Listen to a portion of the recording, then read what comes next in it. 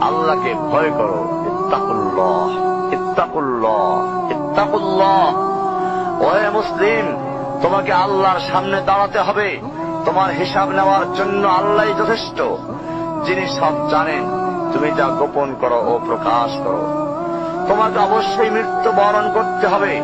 যখন তুমি দুনিয়ার সব কিছু ছেড়ে চলে যাবে, শুধু তুমি আখিরাতের জন্য যা সঞ্চয় করেছ তা নিয়ে সাবধান হও তোমার শেষ আমলের ব্যাপারে। তুমি জানো না কখন তোমার শেষ মুহূর্ত। তুমি কি প্রস্তুত মৃত্যুর জন্য? তুমি কি প্রস্তুত কবরের সওয়াল জবাবের জন্য? তুমি কি প্রস্তুত ভয়াবহ কিয়ামতের জন্য, হাসরের ময়দানের জন্য, হিসাব নিকাশের জন্য, আল্লাহকে জবাব দেওয়ার জন্য, মিজানের জন্য?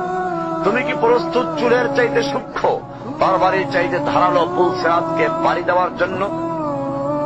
ভয়ঙ্কর তুমি জাহান্নামের ভয়ঙ্কর আযাব থেকে আত্মরক্ষার জন্য কাজ করছো তো? যার ইন্ধন মানুষ এবং পাথর, যার আগুন ভয়ঙ্কর উত্তাপ সম্পন্ন কালো বর্ণের, যা হৃদয় পর্যন্ত জ্বালিয়ে দেবে, এমন উত্তপ্ত পানি যা নাড়ি ভুঁড়িকে বের করে দিবে। রয়েছে খাবারের হিসাবে জাক্কুম ও গলিত পুঁজ। জাহান্নাম অসম্ভব গভীর, ভয়াল জায়গা।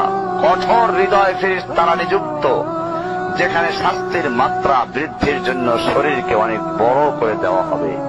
চামড়াগুলো জ্বলে যাবে, বের হতে চাইবে, বের হতে পারবে না। মৃত্যুকে ডাকবে, মৃত্যু আসবে না।